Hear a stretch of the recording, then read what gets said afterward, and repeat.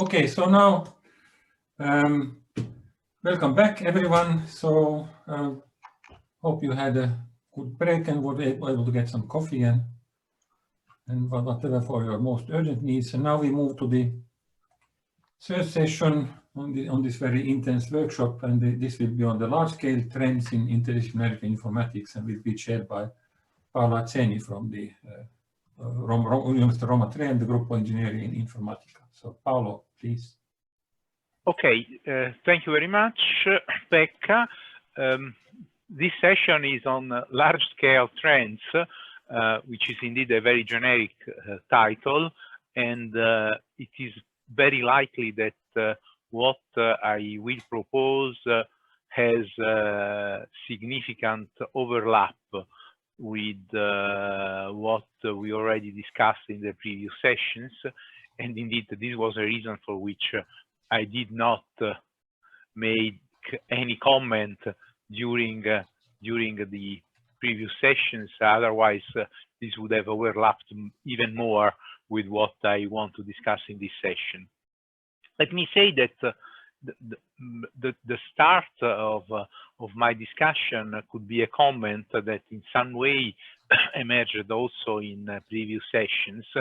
And it is, let me say, a sort of attitude we often see in our colleagues in informatics, and as well as, on the other hand, on colleagues from other disciplines or other fields, even in applications.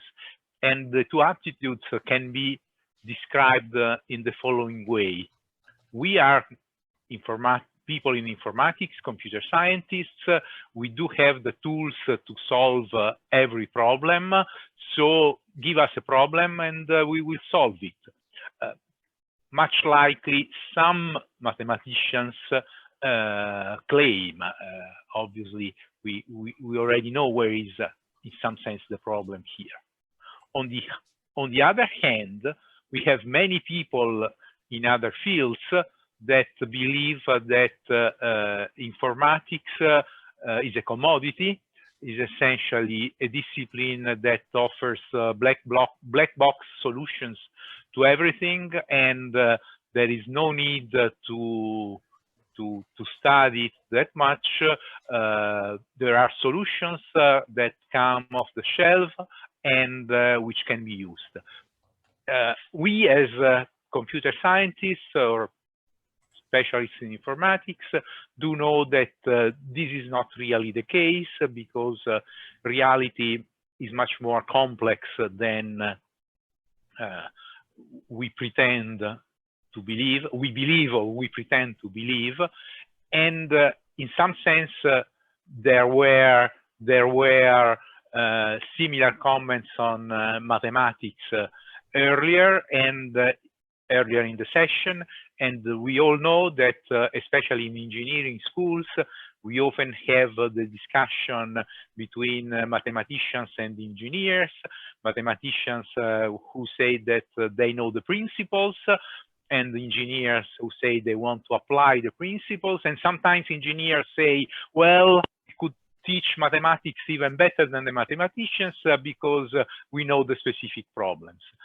I believe that informatics is essentially in similar situations in many cases, and I think the cross-disciplinarity or interdisciplinarity we are going to discuss today is essentially a related issue with probably even more facets, because we do have even many technologies and applications which make things even complex, in my opinion.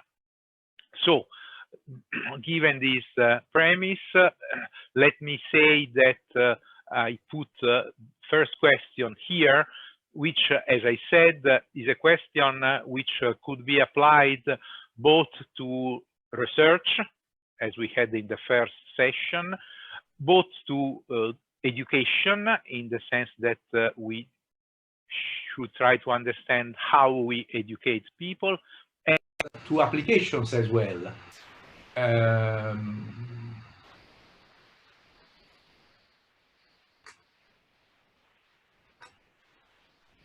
I think I have a problem with the microphone. Do you hear me? Yes, yes, we hear you. Okay. As I said, this applies to everything, especially even to applications. I mean, I often do some, let's say, consulting with my university for government or companies, and it is clear that usually you need people who solve problems, people who have problems, and so forth.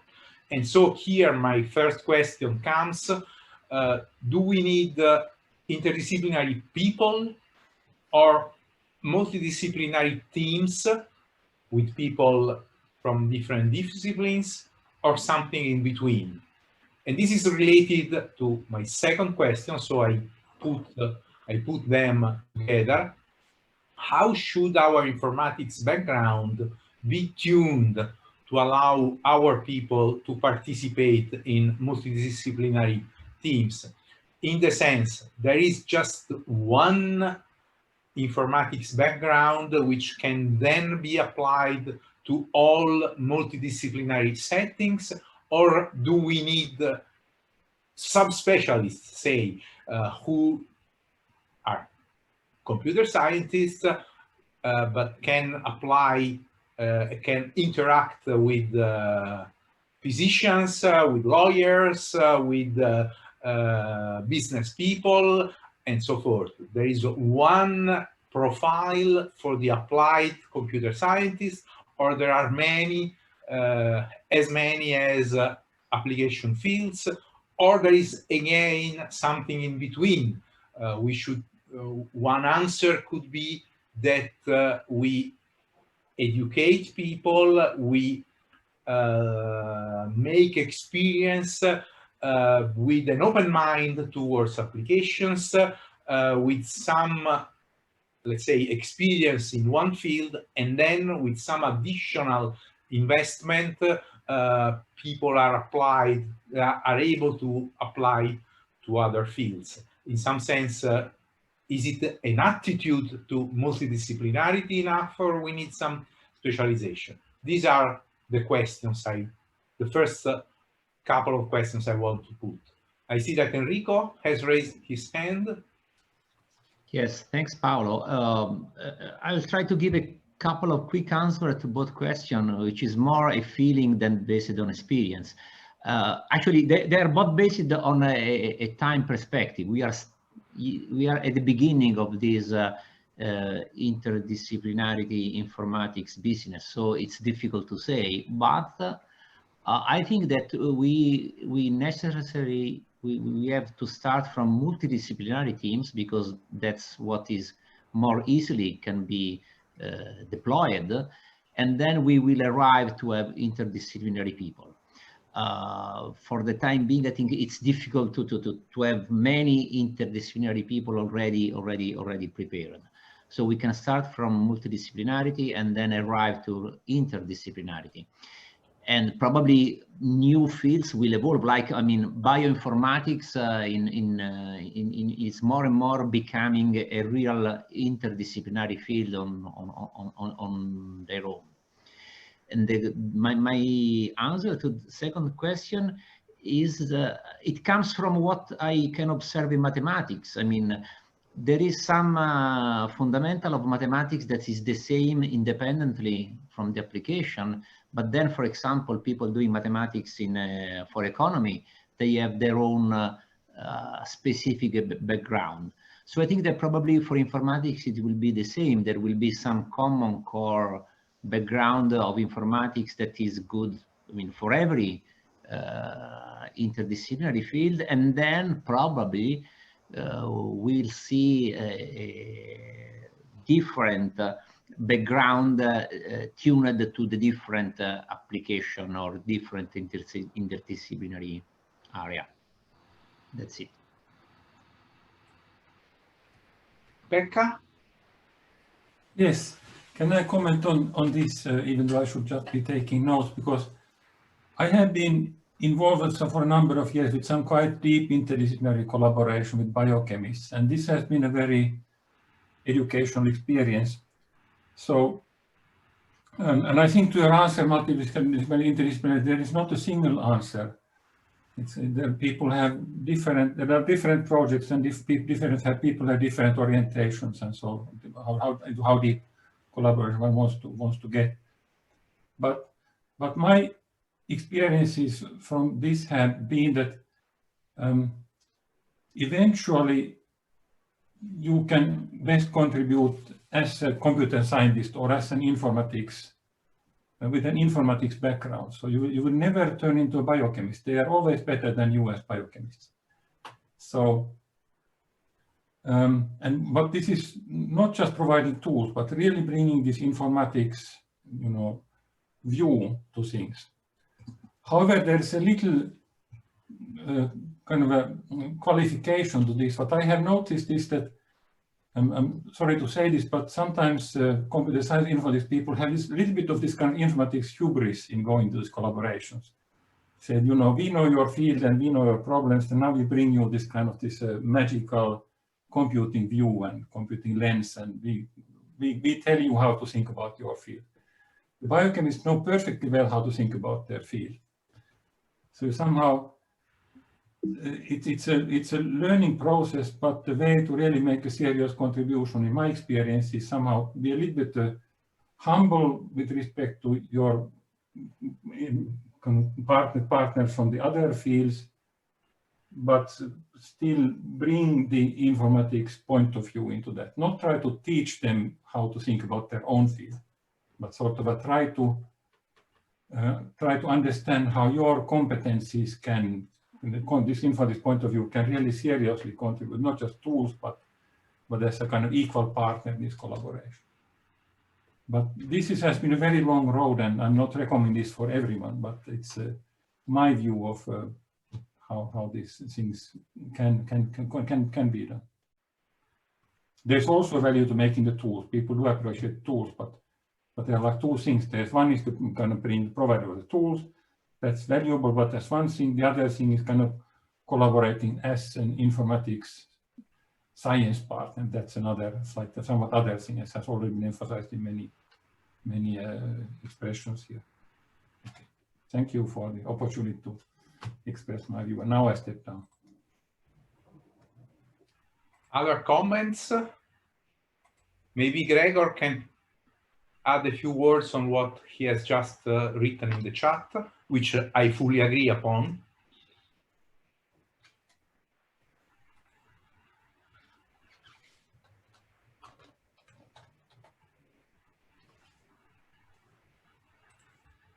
Sorry, I was looking for my micro. So now I can start to speak. You hear me? So we make a difference, what I was written in the comment, that we make a difference between to transfer our knowledge into another application area, what we call transdisciplinarity. In addition, and I think it's even different to cross-disciplinarity. So the cross for me is that we apply what we do in informatics in a certain way in another area. But really, what I mean is that we transfer our knowledge to the application domain, and then they are able to use it.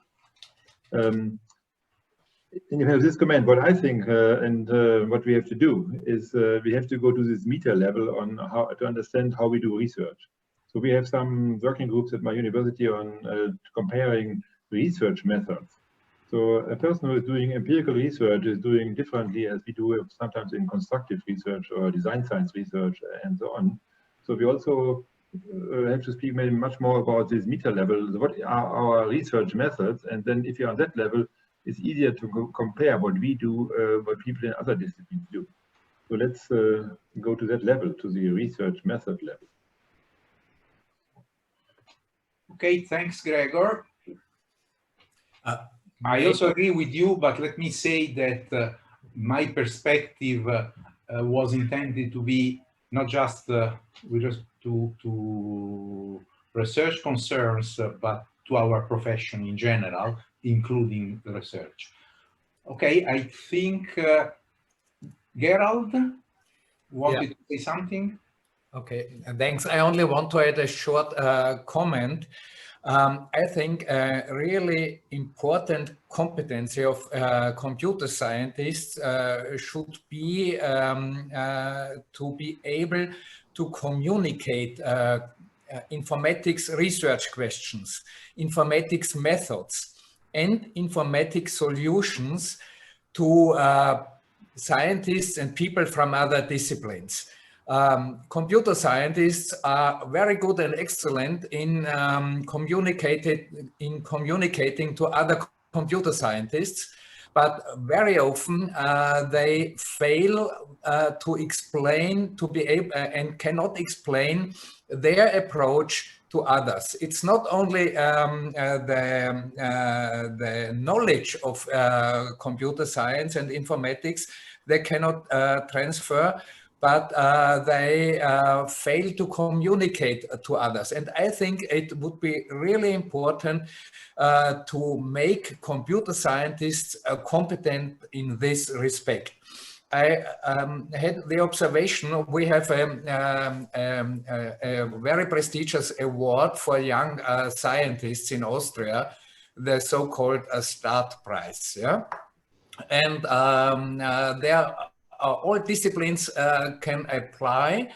And one of the main problems of the young computer scientists is that they cannot communicate their research questions, their methods and their solutions to the interdisciplinary panel. Yeah? Physicists are excellent in this, and I think we should improve this kind of competency in when we educate computer scientists.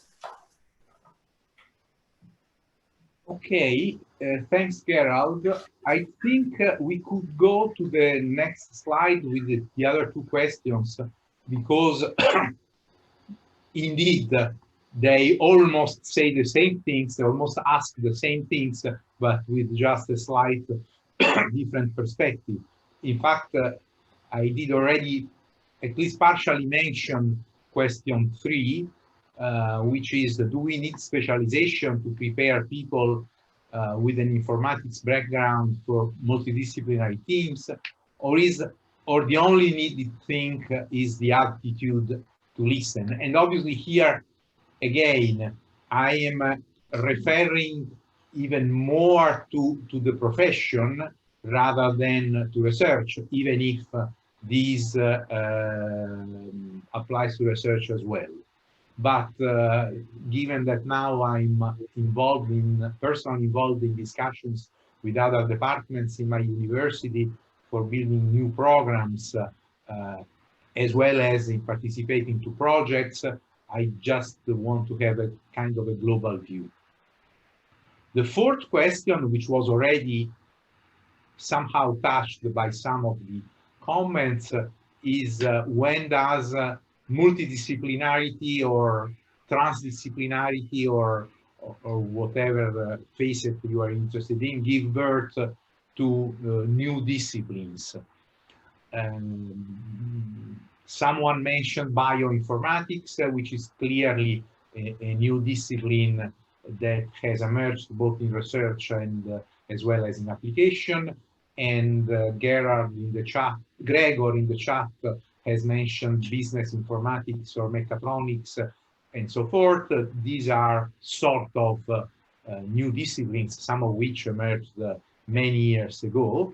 But again, it is important to understand when there is really a new discipline. For data science is definitely a new field, it's definitely really at the border of various disciplines. And indeed, let me mention two things in this respect. In Italy, we have recently approved a general regulation that will give rise to data science, to formal data science master's programs. They already exist, but there has been a discussion at government level, and data science was formed with contributions from mathematics, statistics, and computer science. And obviously one could discuss why other fields such as physics were not considered and so forth. But this would be a long discussion. But this is seen as a new field, both in research and in education, computational linguistics as well. And from time to time, someone emerge, but in my opinion, it is also important to make sure that we promote interdisciplinarity to a much broader extent, given, as we said, that the approaches, there are many application fields for our area. And then the final question, which could have been a separate question, but this is important: do interdisciplinary people need to have their center of gravity in a discipline, or could they really have it at the border? I'm sure there are different answers to this question. It probably depends on individual cases, but these seem to me something interesting to be discussed. And obviously the answer could be different at the undergraduate level, at the master's level, at the professional level, at the research level. But I would appreciate having comments on this.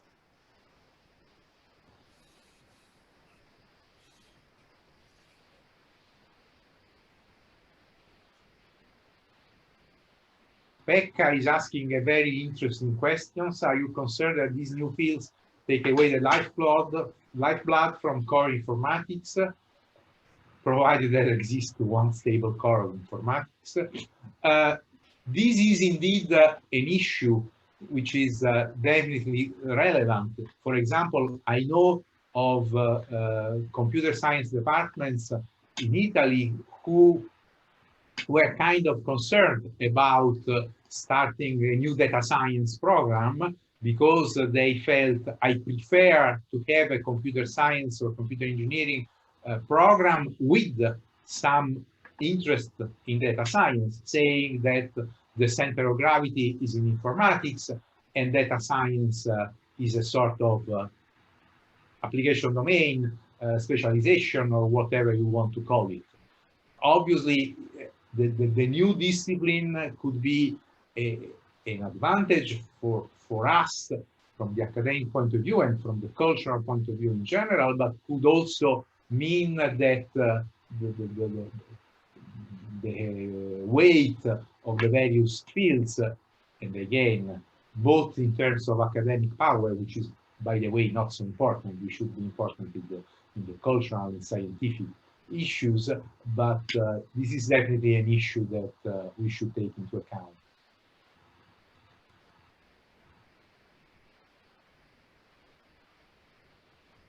Comments?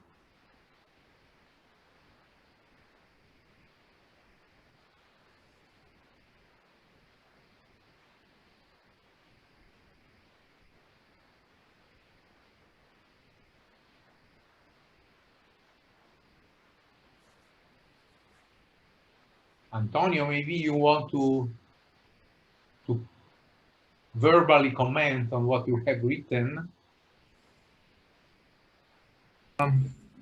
No, there was some definitions that we were deciding among a group of people and coming up with some discussions. And basically, it talks, well, it's about what is inter, multi, and trans.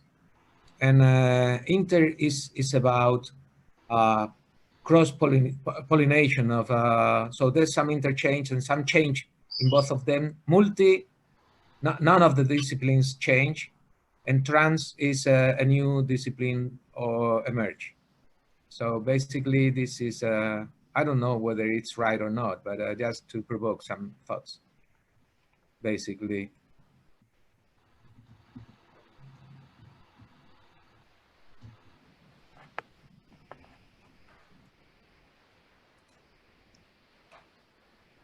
Can I say something? Sure. I agree with Angel Yes, Antonio, sorry, Antonio. About the fact that it's useful to have some glossary of the terms we use. I mean, as long that it is shared, it's good. I just wanted to focus a little bit on question number 3. Also with a view of maybe producing a report with some recommendations to our community for interdisciplinary research, education, and so on. In my view, we should prepare people for interdisciplinary research with a first level, let's say a bachelor level in informatics, and then a master course in the interdisciplinary field, which can be daunting sometimes, because if you think again to bioinformatics, which is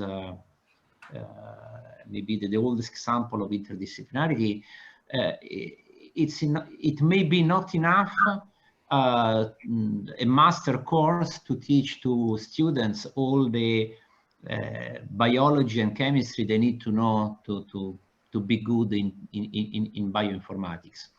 But on the other side, I mean, I think we that interdisciplinarity is I see interdisciplinarity, if I can use a picture, as a transversal element that needs to be based on solid pillars, vertical pillars, and the pillars are informatics for us and biology for bioinformatics. So you have to have good pillars. I mean, maybe not very high, because then you have to have the space to put the transversal thing, but you have to have pillars, which means that you have to have some core informatics, core pure informatics content in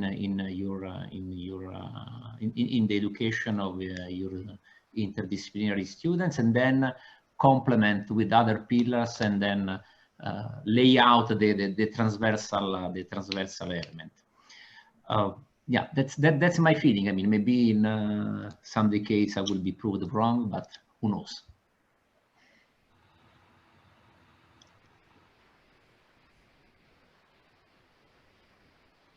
Just to make a comment in a slightly different direction, but related to what Enrico has just said, it is interesting that outside of informatics, there is an attempt in Italy to provide something at the border between medicine and engineering. And this is really an ambitious effort, because we all know that medicine is a strong field with a complex set of basic disciplines, as well as engineering has related programs. The idea is that they designed a program where someone can graduate in medicine in 6 years, which is the standard length in Italy, using all the optionals for scientific and technological classes, and then at the end of the program, with 1 additional year, get a bachelor in biomedical engineering. This is interesting, even if it has been highly criticized, because people say that the two fields have both strong topics to be considered, and it is impossible to study both at the same time. But this is a kind of an interesting effort, which it is at the beginning, so I don't know, I don't think there are, I do think that the first graduates will appear in 3 years or so, but this is definitely something that should be considered. Other comments?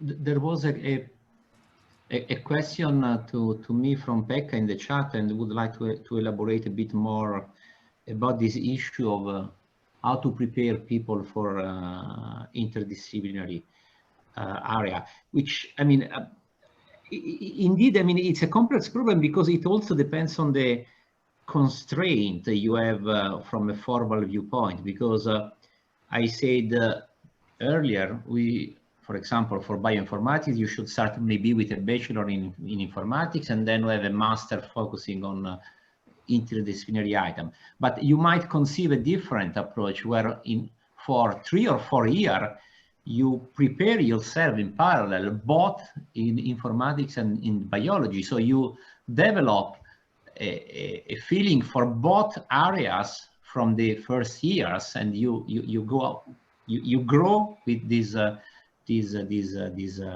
preparation, which is at the same time in the 2 disciplines. But this, I mean, then in the end, which kind of degree you will have? And again, the issue is what you can do given your formal constraint of your education system of your university.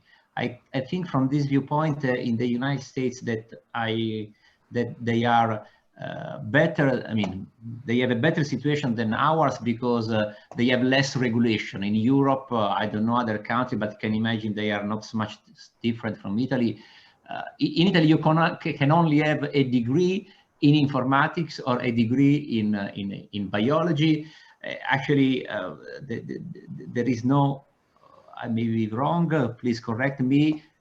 Maybe there is a degree in a master degree in bioinformatics, but that's highly that's not a general situation. So whenever you have an interdisciplinary master program, it's difficult because you have some regulatory constraints that force you to be either in one field or in a different field. So I don't really have a clear answer because the answer then in the end depends on your situation. I mean, which constraints you have. But different approaches are possible. I think ideally maybe the best way would be to start from the beginning in both areas. But if not, then again, I mean, you have first to put some firm grounds in one area and then complement with the other areas and start doing the interdisciplinary work. Okay. By the way, I just put in the chat the reference to the website of the medicine engineering program I was mentioning. And obviously, I mean, Enrico knows in the same way as I do the bureaucracy of the Italian system, and so the solution they found here was to have one program first, using some optional courses to give the basis for the other, and then have let's say 1 or 2 additional years to get the second degree. Let's say they get 2 degrees with some discount with respect to the sum of the 2 courses, which is potentially a solution even with strong bureaucracy.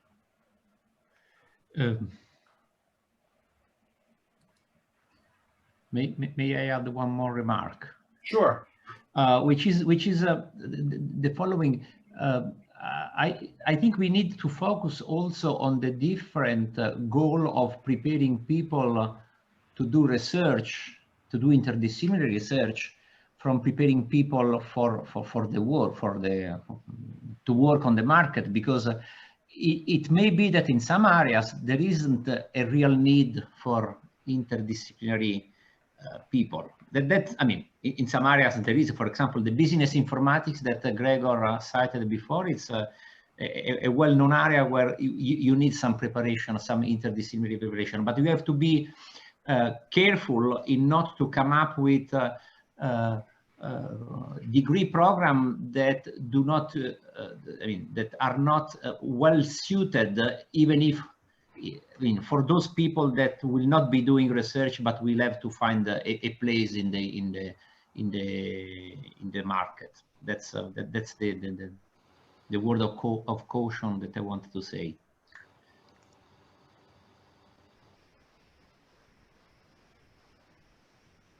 Maybe I can react to this, Paolo. Gregor? Sure. Enrico, but I think we have to make a difference between that you are trained in a certain other discipline in your study, that's the second discipline, or whether you are trained in being able to speak to other disciplines and to work together with other disciplines. And this is what really we have to take care that we, as in my area, software engineering, we always have to develop software for a certain other area. So we have to be able to speak to this other area. So this should be trained in the study. I made another comment in the chat that maybe it would be interesting to hear also the European situation. At least in my place, and I think in different places in Germany now, we lost this so-called minor subject, so that Informatics, for instance, I studied informatics together with mathematics. And this was obligatory that I had to choose a second minor subject.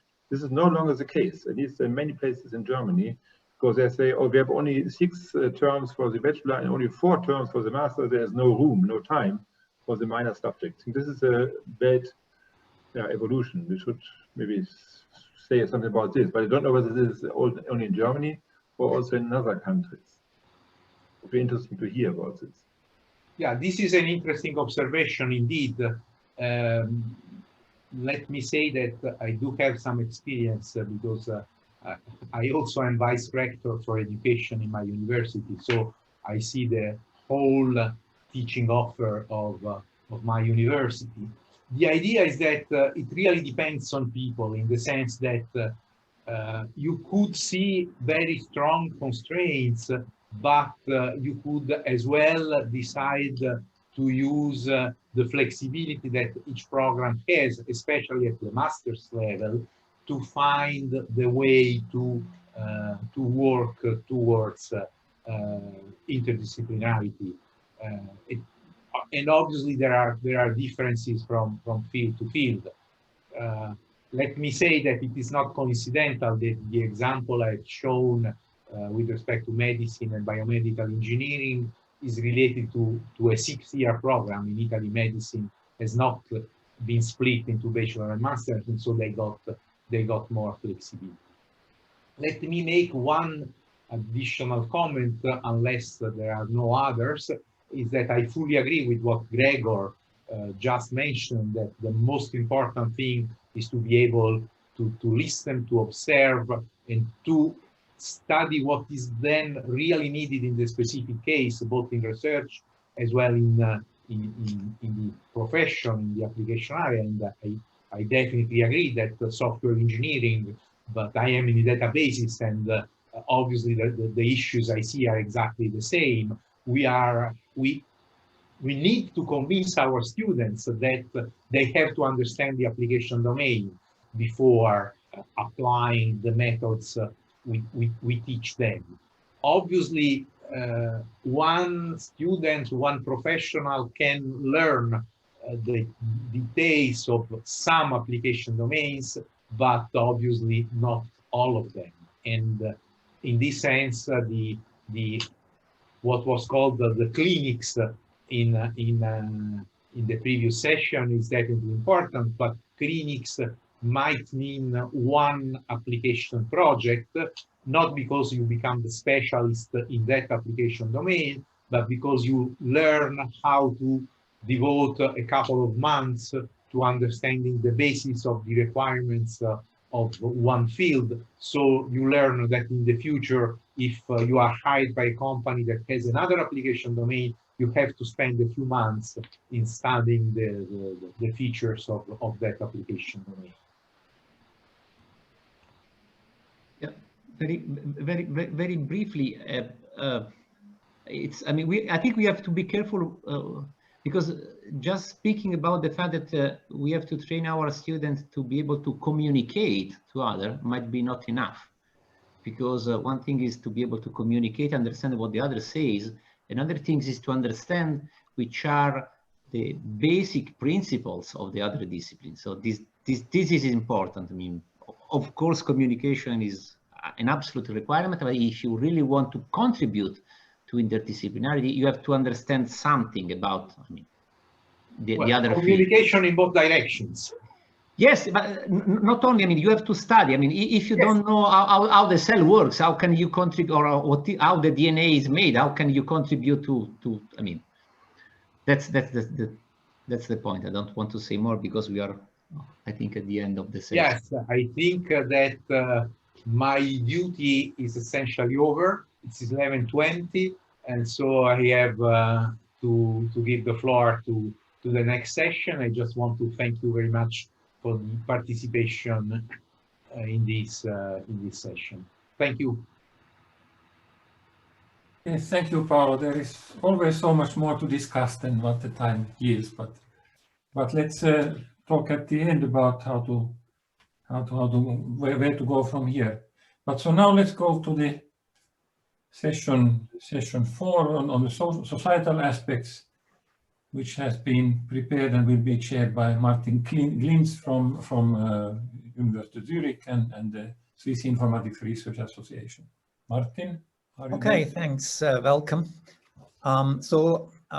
We also have prepared 4 questions with respect to, well, particularly something like, well, quote unquote, digital society. Let me briefly, well, present the questions and their background. So the question is, the first one is about, well, what is our role, particularly in a digital society, and what is our contribution as universities here? It's a little bit similar to what we discussed in the first session, but the idea is here actually to focus on this point of, well, digital society and what can we do. I would be particularly interested to hearing whether there are actually experiences with in European universities about well, doing, say, research or education things with respect to digital society in universities, about ideas, about needs, about topics for research in towards a digital society. And obviously that's, well, a topic again here, whether we are more the driver of the change, so that informatics drives the digital transformation, or whether we are an enabler of the digital transformation, or maybe just an auxiliary discipline. The second question is about, well, what are our contributions or potential contributions to, well, societal grand challenges, such as climate change, aging society, sustainable living, you name it. Next slide, please. And then the third and the fourth question. The third one is also framed in the context of the first two.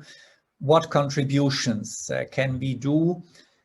And here it is more as a kind of what disciplinary contributions can informatics make for advancing, improving a digital society. So it's less where can we go interdisciplinary, but where should we advance our own field for the sake of a digital society. And what I'm thinking about, for example, is that we need to make progress in developing and maintaining dependable systems, and in particularly when you think of AI systems, also explainable systems, which I think will be a major issue in the future, that we are able to explain decisions made by, well, deep learning systems, for example, that we master something like adaptive and autonomous systems, particularly when you think about autonomous driving, how to deal with safety, security, and privacy, how we can contribute to informatics that at the end of the day enables the stakeholders and doesn't make the stakeholders the slaves of the informatics solutions. This idea of, well, we can't do this because our systems can't do with it. Unfortunately, there is no process because the system can support it, these kind of things. and obviously also responsibility and ethics. And the fourth one is more like a kind of, well, thinking beyond the digital. So the question, to what extent might society get somehow tired of the digital? And there could be a kind of a backlash in terms of, is analog the new bio, the new organics? And what would that mean? Would that have any consequences? What I would suggest actually is to do the following, that we not just start discussing, but what I have done is I've just copied a link into the chat, which goes to a Google Docs page where everybody should be able to edit who has the link. There you find the 4 questions, and after each question you find, well, a field for entering comments, for entering challenges, questions, whatever you want. And I would suggest that we, well, just use something like, well, 5 to 10 minutes as a kind of a parallel written brainstorming session where you go to that page and, well, contribute to any of the 4 questions that I just put forward. And then after that period, we go through that and look at the, say, most interesting things and, well, start discussing those and try to deepen it. So I would invite everybody to go to that page and, well, just, well, the first persons already have started entering stuff. Go there and enter what you think should be said about those topics.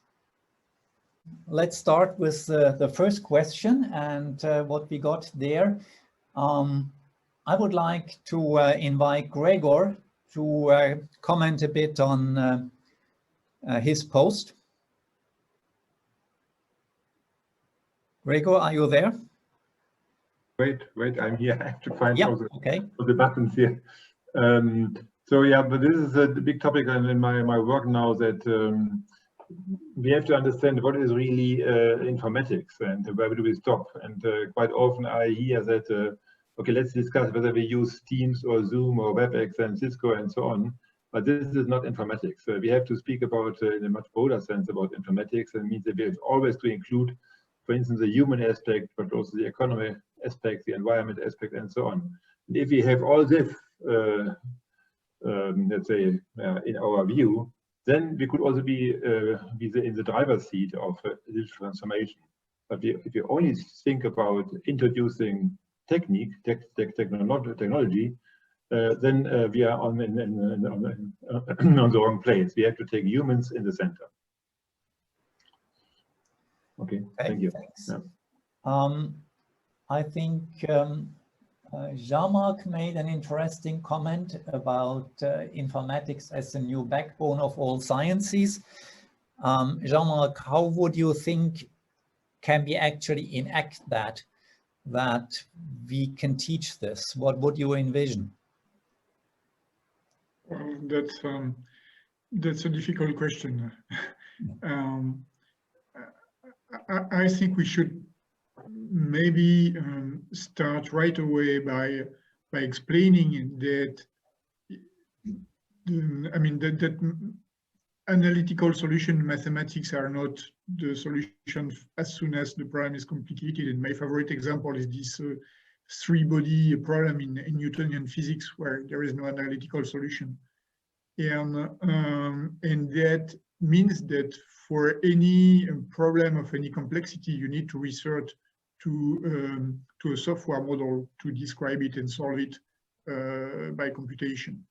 And with that, then in the specific discipline, show how that can support this particular discipline, for starting, of course, at the beginning with very simple models, but that people can basically build their own model for their own discipline. So that could be a way of doing that. But, well, this is a question that goes to all of us. how should we teach this? Should this be a course of, well, Studium Digitale, which is going to everybody, like in former engineering schools, where there was a Studium Generale, where people had to take general topics that went beyond their primary engineering topics? Do we need something also for the digital? I don't know. In my view, it's more like an epistemic issue. I mean, talking about what is science and nowadays, and how you build models in science. So it's a kind of meta course somehow to explain that the core role of informatics there. And then, you know, if people understand that it has this core and backbone kind of utilities, and they have to learn a little bit of it. Maybe at the beginning with very simple, you know, Scratch or Python or the like, to build their own very simple models. But for me, it's like a meta course somehow, and not a technical course.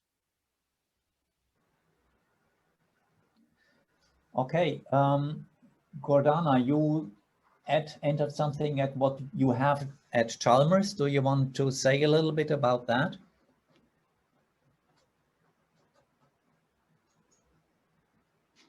I was muted. Okay. Yes, I just added that those areas of advance that we have, which cross the whole university, they are used in applications. So we applied our knowledge to different fields like healthcare or government or connection to other applied fields. So that's the main mechanism where we learn from other concrete problems and apply our theoretical knowledge. Is this done somehow in projects, or is this somehow also part of the curriculum? That's done within projects, and as I mentioned, it was small projects which are done in collaboration across Chalmers. So we take some person who is from one department and the other from the others, and you combine the competencies and add the competence from healthcare, let's say. Okay, thank you. Does anybody else want to contribute to question 1? So maybe we can also go one slide back on the slides displayed.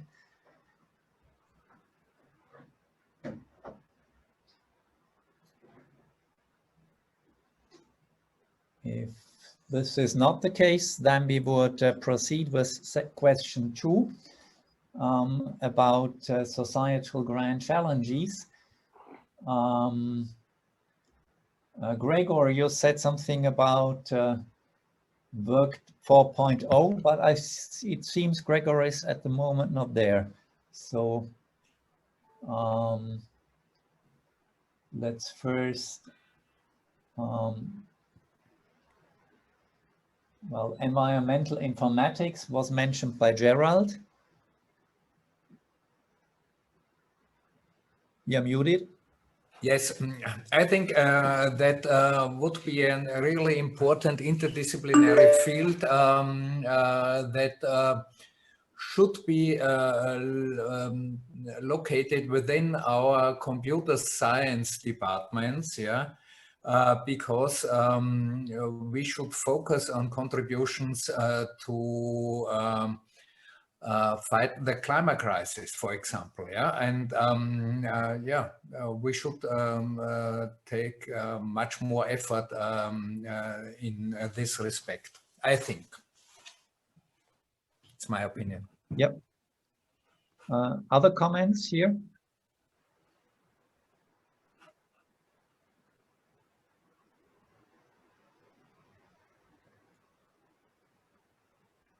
So beyond climate change?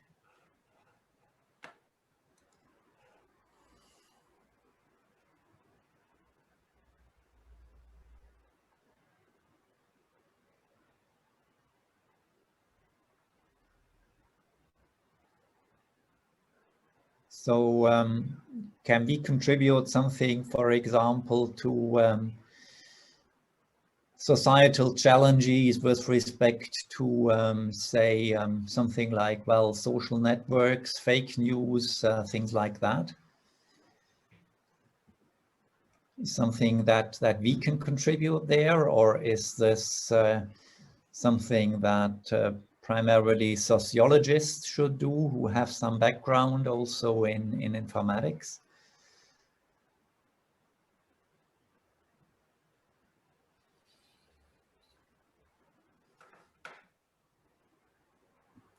If I can say something. Yeah, please.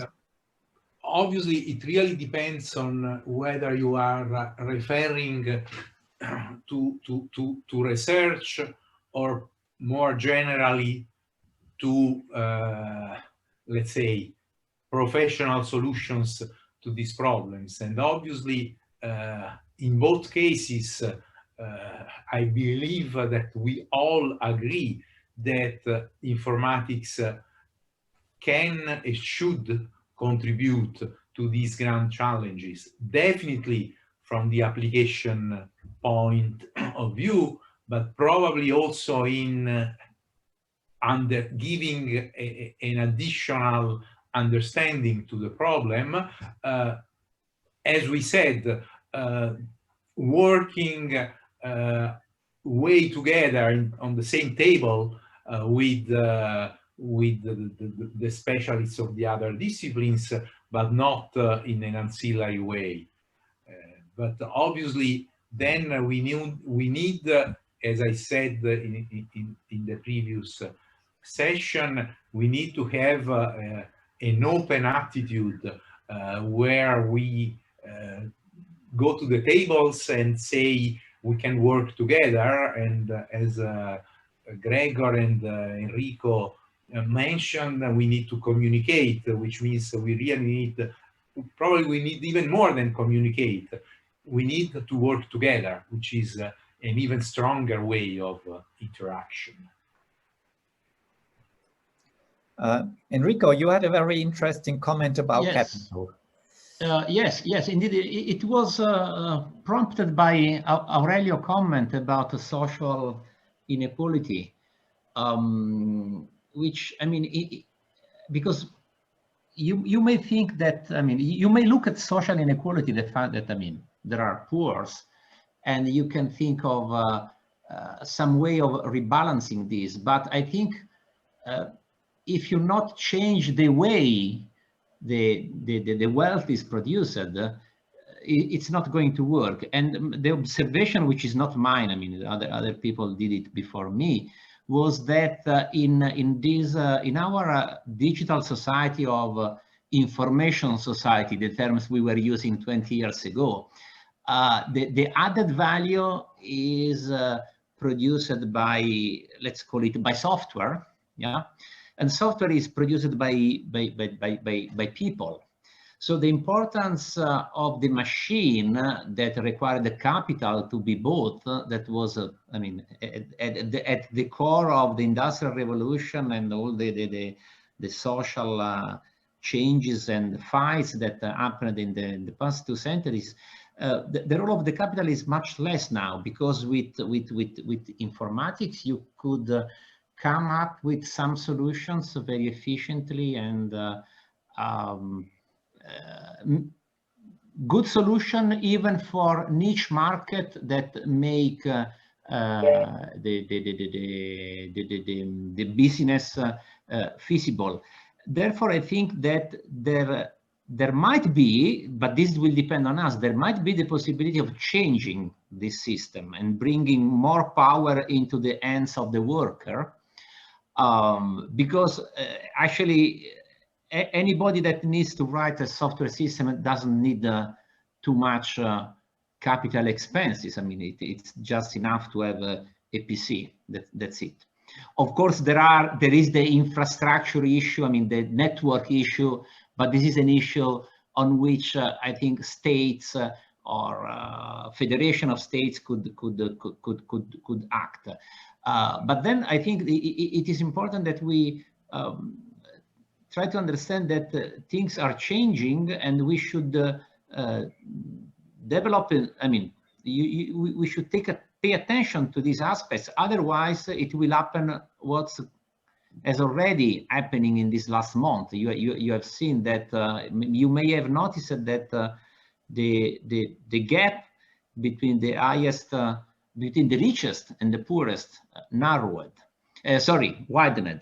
So in the last months, the richest are richer and the poorest are poorer. And this is a general trend that is happening since, if you look at the world statistics, since the 70s, more or less.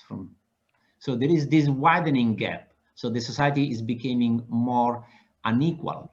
And the digital tools are essential because with the digital tools, let's say the capital have been able to put more work on the shoulder of actual workers, and the increase in profits has not been redistributed.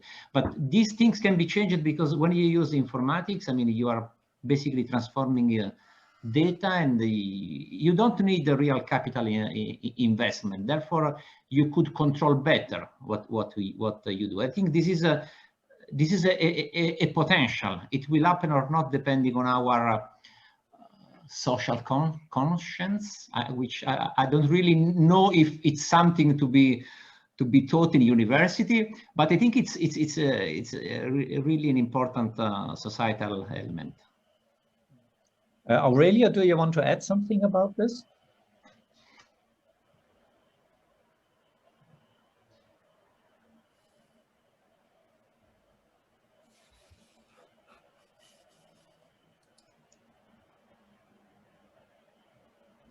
Okay, anybody else to comment on these societal comments? So how we can, to some extent, fight or help fight inequality with informatics? Well, can I just make the brief observation that I guess Enrico already made it, as this digitalization and the pervasiveness of data and computing seems to be, you know, as you said, so widening the social gap rather than narrowing. So how do we? So now you are proposing that somehow the natural trend would be the other direction, but it's going now it's going this way. So how do you see that there's an opportunity to somehow reverse this development? Yeah, the question is, can we do something deliberately against it? So particularly when thinking about, for example, distance teaching, where we observe that it actually widens the gap between, particularly in schools, between the more talented and the less gifted, and it particularly widens the gap between, students having, capable parents who can do a kind of, auxiliary teaching, and those who haven't those opportunities at home. So what we did was enabling distance teaching at all, but can we also contribute something to, that this gap doesn't widen anymore?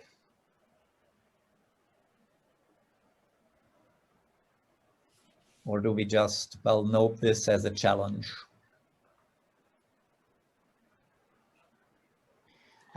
What we try to do in Austria is to ask the politicians to implement computational thinking or informatics as a subject, as a separate subject in schools from primary school to high school diploma.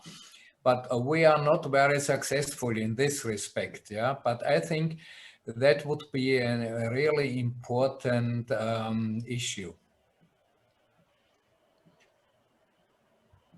Yeah, I also wanted to say something related to this last comment, in the sense that how does informatics contribute to today's societal grand challenges?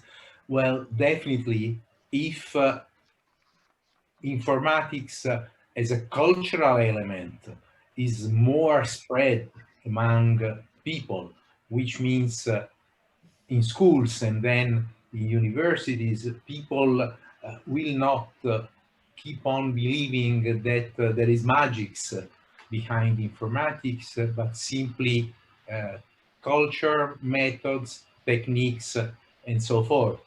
I happened to be at the workshop last year with one of the major Italian professors of constitutional law, and for some reason I was talking about algorithms, and I felt that people would not know what is the meaning of algorithm, so I showed a couple of slides with the basic definition of algorithm, the same way as we give it in Computer Science 101, and you wouldn't believe, but the constitutional law professor took a picture of the slide because he said, this is a very interesting definition.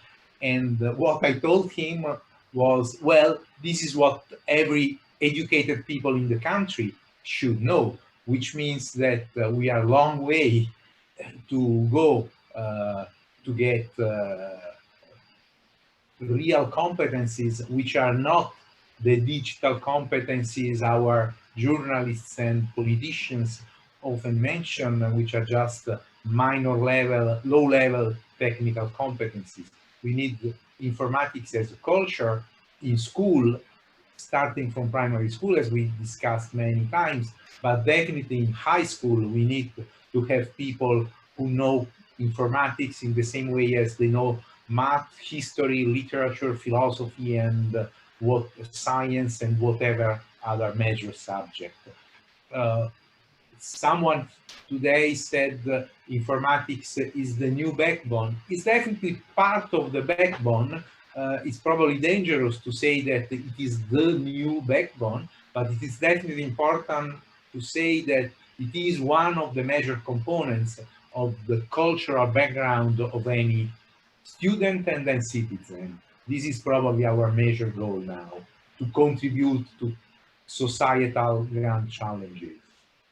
Okay, well, that was a excellent contribution to finish that topic, and then let's go on to the question 3. Next slide, please.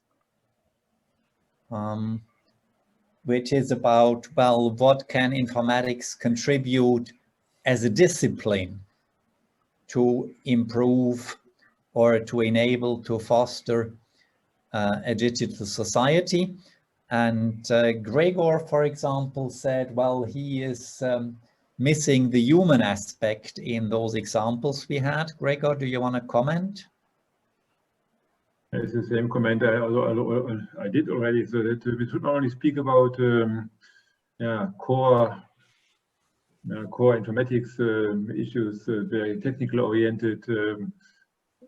I think the role of the human has to become stronger, and so we have to understand what is the effect on humans, how are humans involved. So we have, for instance, collaborative working styles, also with robots, and the human aspect should be also put into the focus.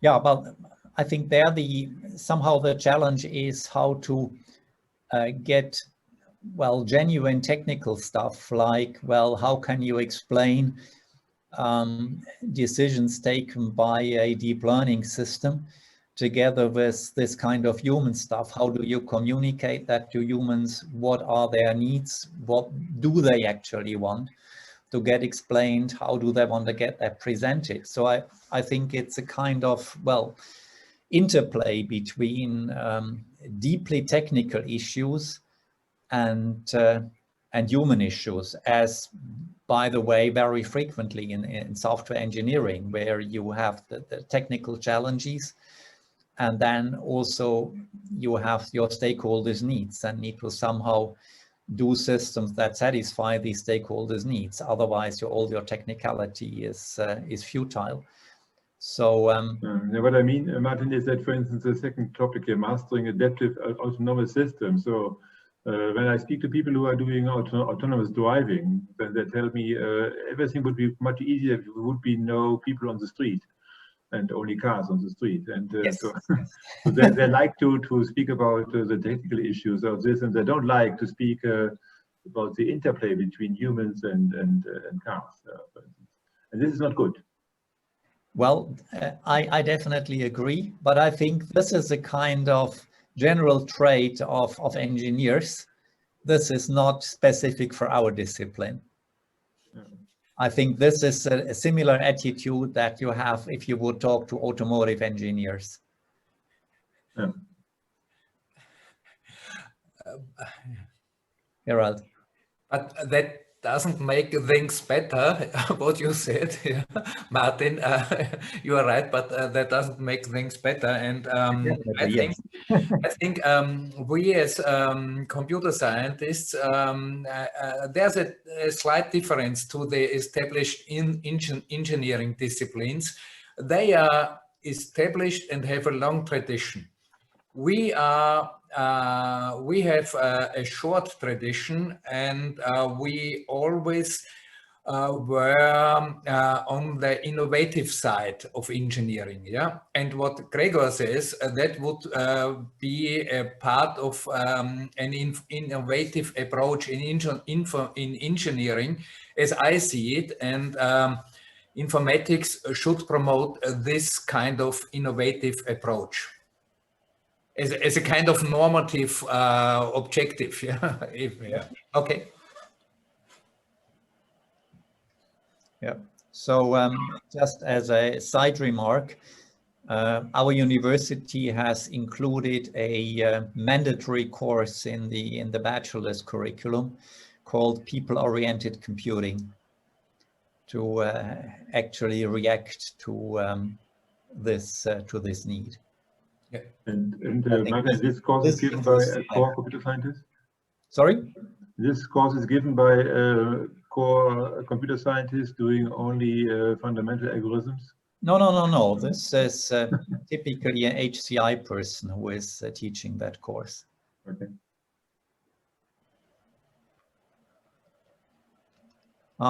Yeah, other comments on what can we contribute as a discipline?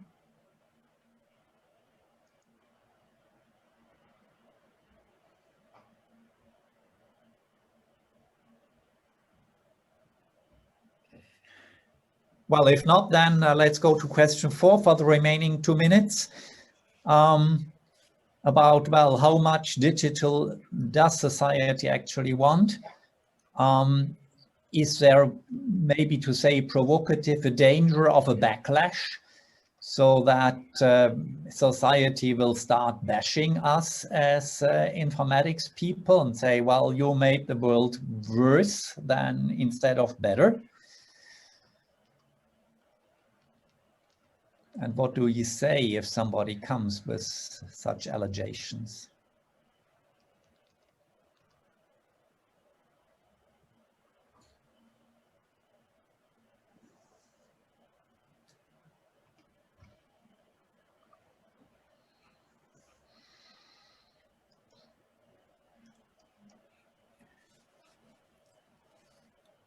I think informatics provides the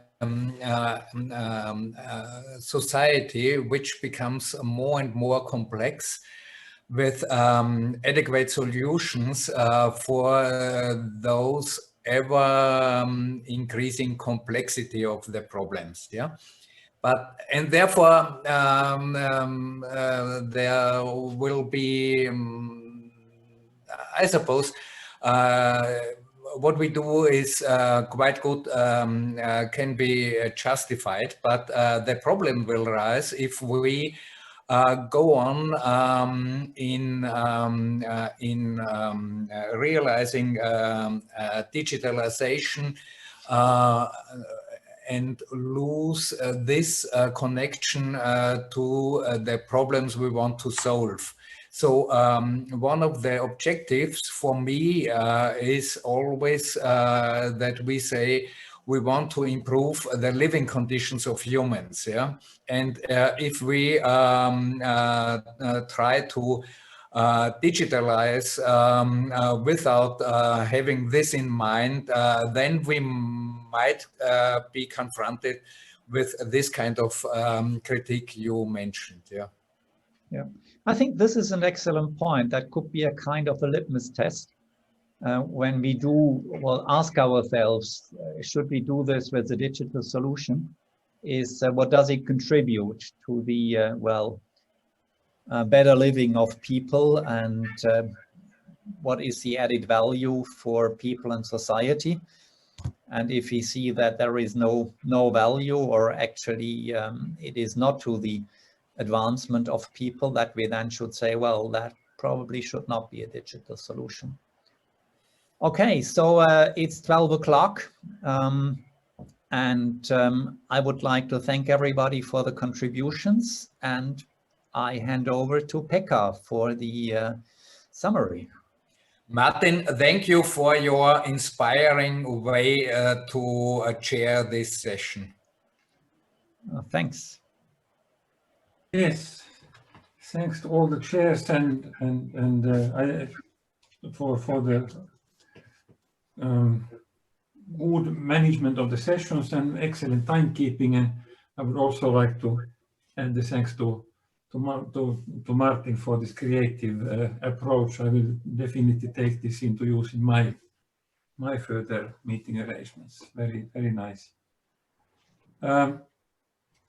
Okay, so now we have a half an hour opportunity to discuss what is the summary of today's very broad discussion. I mean, there are so many and so complex topics there that this kind of a half-day workshop can no way can do justice for the breadth of this area. So now the question is, inspired by these discussions and the issues that have been raised, so what should the focus be in the further work? So maybe I would actually ask the chairs to make summary or some impressions, if there are some things that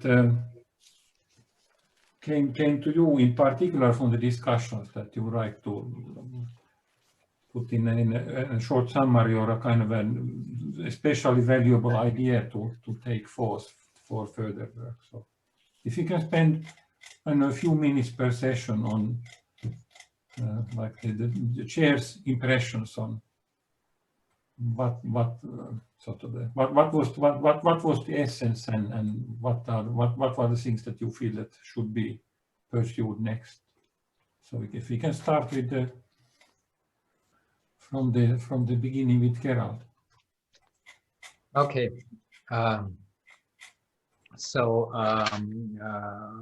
What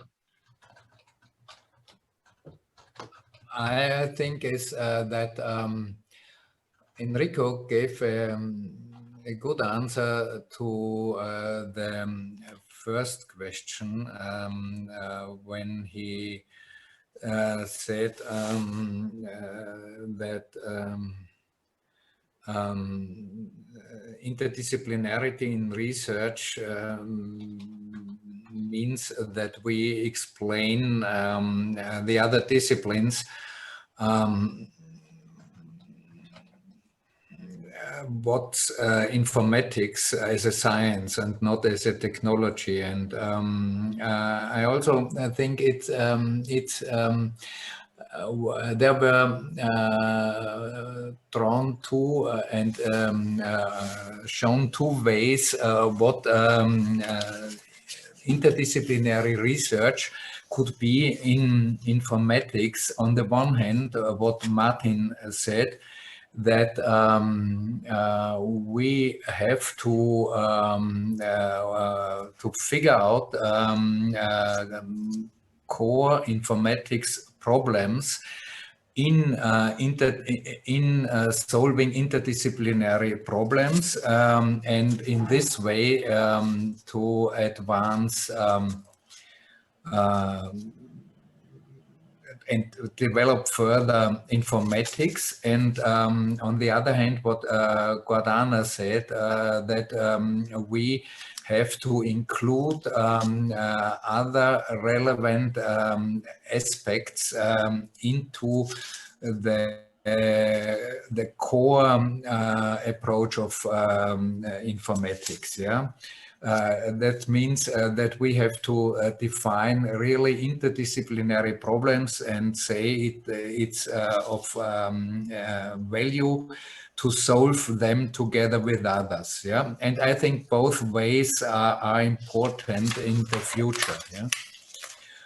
When it comes to institutionalization of interdisciplinary research, I learned that there are trials to institutionalize interdisciplinary research at the universities, but I was not really convinced by the examples of the interdisciplinary research centers that were reported, yeah, because as I saw it, those are attempts to establish interdisciplinary research, but I'm a little bit doubtful if they, at least yet, are that successful, because there's a lack of funding and so on. Yeah. What I learned is that one of the promising initiatives could be setting up a joint PhD supervisions. That means not only supervise PhD students by computer scientists, but by computer scientists together with scientists from other disciplines. Maybe fostering this could be a way to grow an interdisciplinary approach to institutionalize this. Yeah.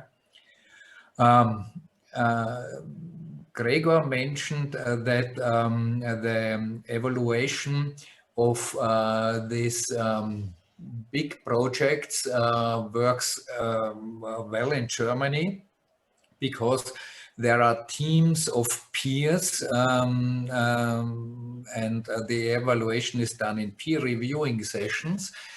But he also mentioned that this does not apply for individual proposals of two people from different disciplines, because there the reviewing process often is oriented towards disciplinary criteria, and that's the same experience I have here in Austria, and therefore I think the question of assessing interdisciplinary research is largely an open one, especially when we ask ourselves how do we make decisions on promoting people, for example, postdocs. Yeah, imagine in your department is a postdoc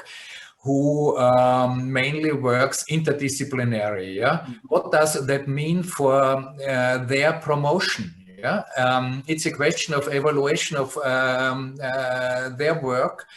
And I think those problems are not solved yet. Yeah, and the other aspect is, imagine you are the head of a computer science department, an informatics faculty, and the question is, what incentive do you have to foster and advance interdisciplinary research when at the end the assessment is done,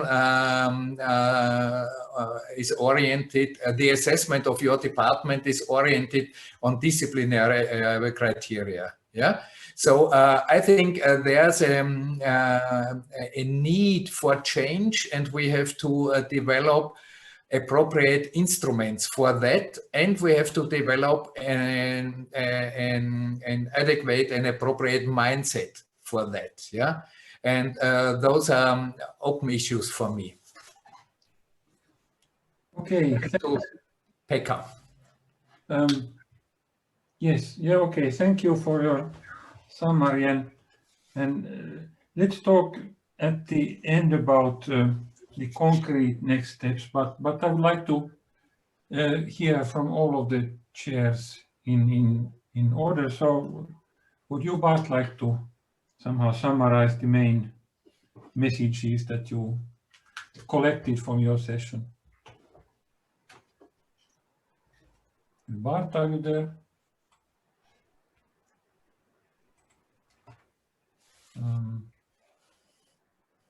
Bart, hi.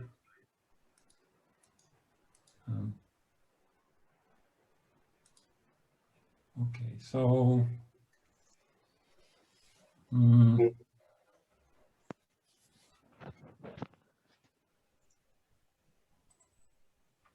okay, Bart said he has some problems with sound, so let's get back to him later and maybe move to Paolo. So Paolo, do you want to somehow summarize the main messages? Do you hear me? Yes. Okay. Let me say that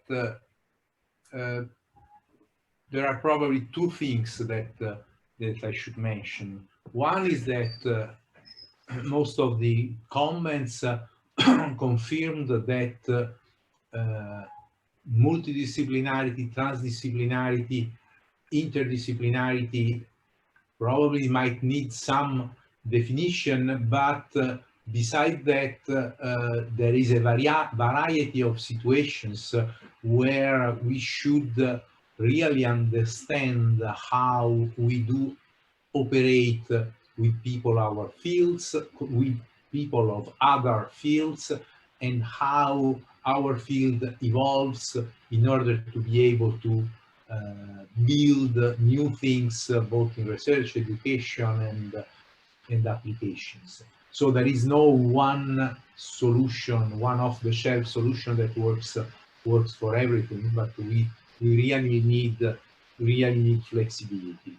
And the second message is that we really need communication. We really need that people talk to one another, that people are able to listen to one another, where listening means also learning, means availability to learn what is needed to interact with the other field, in the same way as people in other fields probably need to learn something about our field.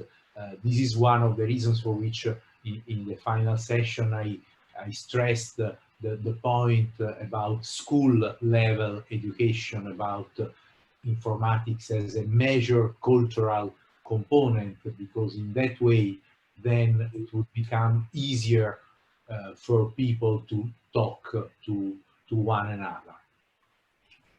The final remark is about the birth of new disciplines. This might happen.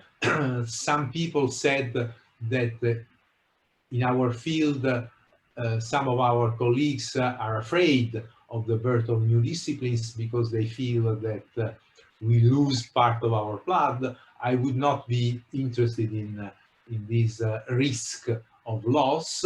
I would be interested in building something new, which is definitely important, even if I'm pretty sure that the cases where you really build something new are not that many, and we can definitely contribute to them. In any case, the two major words I want to take out of this discussion are flexibility and communication and availability to listen and to learn. Thank you, Paolo, for a very good summary.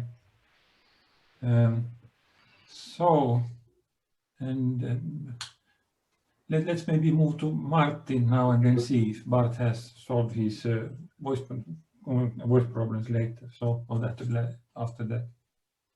Okay, so well, summarizing in a single sentence, create value for the stakeholders with respect to well, do good for the society. That means that we not just see ourselves as, and also research and teach in terms of that we are engineers, that we are technology providers, but that our mission should somehow be to provide value for society.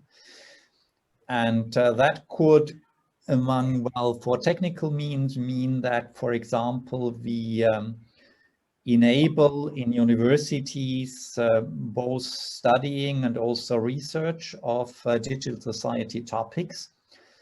And as this is typically not something that can be done by informatics alone, it can't be done by sociology alone, nor by, say, the economics or the law people alone. It would require structures on a university level that somehow bridge between the well, individual faculties and schools for networking between those people, for example, somebody who is in digital law, somebody who is doing big data in the informatics department, a sociologist who is doing network analysis, a economist who is thinking about, well, the value of certain things, that we get a kind of, well, framework for getting these people together so that they actually can join forces and then that they can make an impact beyond the place where they are rooted in the organization of the university. Okay. Thanks, Martin. Bart, do you think that you can reach to us? Okay. Seems that Bart is having some problems with the sound, so promises to type later what he thinks. So, okay, so this obviously, we are talking about very big issues and very big changes here, and one should be able to now identify the small steps that we could take forward together. So some, I mean, I would also like to hear from the other participants, but we don't have that much time, so we cannot have very broad discussion about this. So something that comes to mind, and you know, please contradict me or complement or suggest what you think, but there might be room for some kind of of course, I mean, we will prepare the notes for this meeting and distribute those, but there might be room for some kind of best practices compilation about on the various subjects.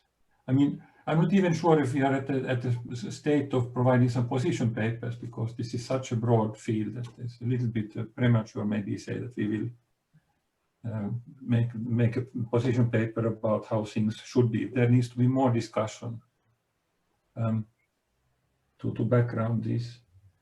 But I could foresee some kind of best practices compilation, and then possibly some kind of smaller, if there's interest, some kind of smaller working group to identify topics and next steps, and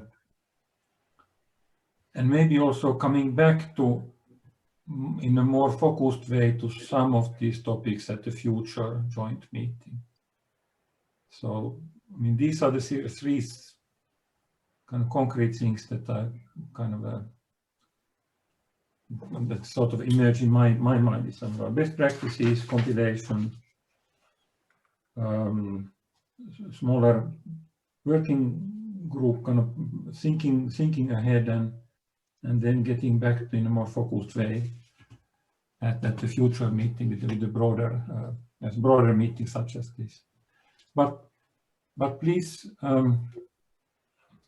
now, you know, the floor is open. So Enrico is first. Yes. Yes. Thanks, Pekka. A bit differently from you, I think we might try to come up with some initial recommendation, or I mean, we are not writing a law, so we have not to be shy of expressing some position. I mean, after all, we are here, we are people representing the national associations and the Informatics Europe, the association. So I think we could say something. I think maybe I'm wrong, but I guess that some initial consensus on some points emerged, and trying to write it down, it might be helpful. So maybe starting from you, from the minutes, the notes of this meeting, we could try to come up with a first set of recommendation, if we have some common viewpoint that I think we have in some cases. But at least let's try to work on it. I mean, at least I see this as a more important than compile best practices, or which I mean, yeah. I don't know. It's but can I mean, I in some way I do agree with you, but can you identify some specific points on which we would focus? We cannot make a position paper on interdisciplinarity. That's too much. No, but for example, we could come up on possible recommendation how to organize an interdisciplinary preparation in higher education, or how to set up an interdisciplinary research group. Maybe, I mean, this will not be a single way, because maybe we don't have a single way. I mean, even myself, I cannot say, I mean, to prepare an interdisciplinary researcher, do first this and then that. I could say there are some options and there are some fixed points. For example, I think everybody, maybe I'm wrong, but everybody agreed that to prepare a researcher to do research in informatics and X, this person needs to be a strong, a robust grounding in informatics. So you cannot. And I think everybody agrees on the fact that the core contribution of informatics as discipline to interdisciplinary research is not in the tools, but in the principles and the methods. So there might be, maybe very few, but there might be some points on which everybody agrees, and then there might be some possible alternatives of doing things. Yeah. Well, I actually, now that I see this possibility of somehow bringing up or emphasizing the notion of informatics as a discipline and how it can contribute to interdisciplinary collaborations, not as a tool, but as a discipline. So this is maybe something. And then there was this idea of like a, should there be a core curriculum for, like the core informatics curriculum for interdisciplinary, not like an interdisciplinary X, but like a core kind of informatics in X, but like a kind of like a core informatics for I don't know, interdisciplinary collaborations. I think that this was a little bit kind of controversial even in this discussion, whether we should try to pursue such a core, but this would be something that one could discuss. As I said earlier, I think we as Informatics Europe, we should try to identify some curriculum recommendation for our disciplines in Europe. And I think that within this work, the core of informatics, which is common to the various flavor of informatics, could be also the core to be used for interdisciplinary education. But I would, I mean, I would tackle this issue of which is the kernel of informatics to be used for interdisciplinary education. I would like to take this issue within the general curriculum activity that I mean, I think it would be helpful to start. Of course, this requires the cooperation from the community, but I think it's something that is useful to start. Okay, so Enrico and Becca, I would like to make an addition. Besides considering the core computer science, the core informatics curriculum towards interdisciplinarity, I do think that we should make some reflections on what are the basics of informatics that we should propose to other disciplines that want to build a curriculum with some significant computer science, some significant informatics contribution. For example, I'm currently working with our Department of Economics to the project of a new program in economics and data science, which obviously will have some space for data science, but not much. And we are working very carefully at finding which are the basic contents we should offer them. Obviously, we cannot say we need to have 1 year of informatics. We can probably think of 1 course per year or something like that. And we should be very careful in finding the cultural content, methodological content for these courses.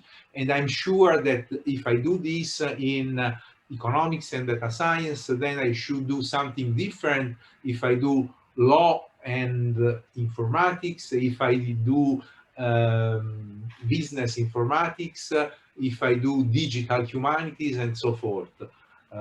I'm referring to cases where the center of gravity is in the other discipline, but we are offered space for some courses, not many, but we need to be careful in finding what should be the content for these courses. Yes. Thanks. So we are coming to the scheduled end of our session. So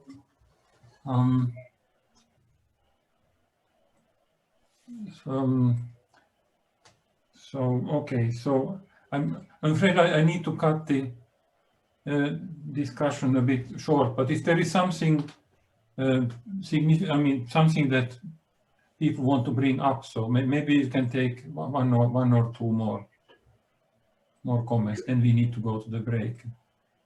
So lunch break, important lunch break. So yeah. So could I at least ask our chairs to join us in further planning of this position paper, and then we of course need to interact and collaborate with the broader community. But as having kind of a small team in which to find the right focus and the right initial ideas and discuss how to proceed. And then of course the Informatics Europe executive needs to be involved in these discussions too. So Enrico and maybe Gregor, if you are. Yes, sure. Yeah.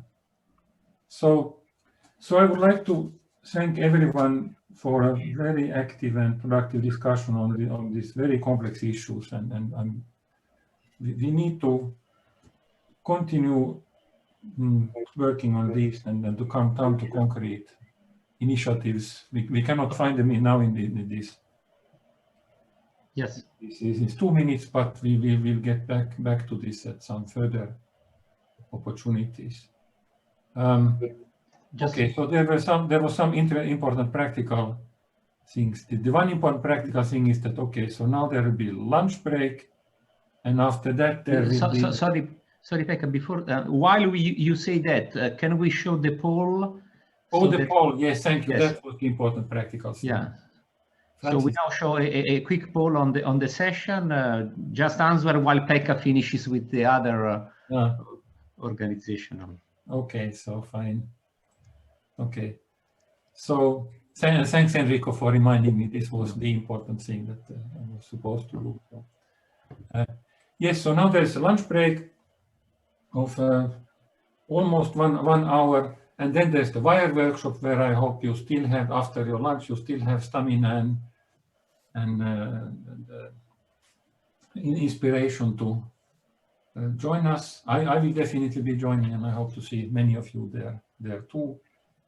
And we'll return back to these topics at some future opportunity too. And we will now kind of clean up the notes, and we'll distribute the notes to everyone and ask for your comments, and then eventually I guess put them up on the web page after we have gotten your feedback.